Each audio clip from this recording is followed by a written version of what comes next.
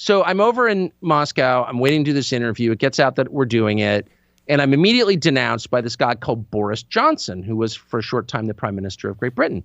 And Boris Johnson calls me a tool of the Kremlin or something. And I'm thinking, well, that's kind of, I mean, his name's not actually Boris, as I'm sure you know. His name is Alex Johnson. He called himself Boris in high school.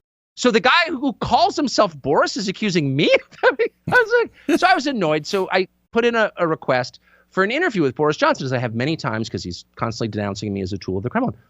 He says no. So I'm thinking about getting more annoyed. So I know a lot of people who know Boris Johnson. So I reach out to them. Finally, one of his advisors gets back to me and says, he will talk to you, but it's going to cost you $1 million. He wants $1 million What? in US dollars, gold, or Bitcoin. No, this just happened yesterday or 2 days ago. And I'm like, he wants $1 million. Yeah. And then he will talk to you about Ukraine. He will explain his position on Ukraine and explain what. So he attacks me without explaining how I'm wrong, of course, or how he's right. This is, by the way, the guy who single-handedly, at the request of the U.S. government, stopped the peace deal in Ukraine a year and a half ago and is, I think, for that reason, responsible for the deaths of hundreds of thousands of people. He won't explain any of that to me in an interview until I pay him $1 million.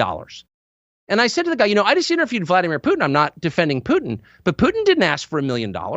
So you're telling me that Boris Johnson is a lot sleazier, a lot lower than Vladimir Putin.